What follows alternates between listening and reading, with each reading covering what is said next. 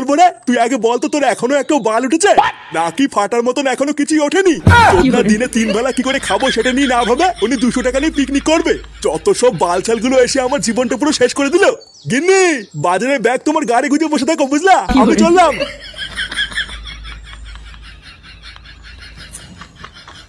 500 চাল, 500 মাংস, ডাল, পেঁয়াজ, রসুন, আদা সবই তো ঠিকই আছে, কি যেন বাড়া একটা নেওয়া হয়নি।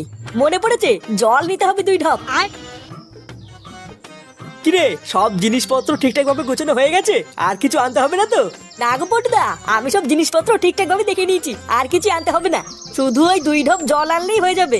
হ্যাঁ, জল তো আনতেই হবে, জল ছাড়া কি হয় নাকি?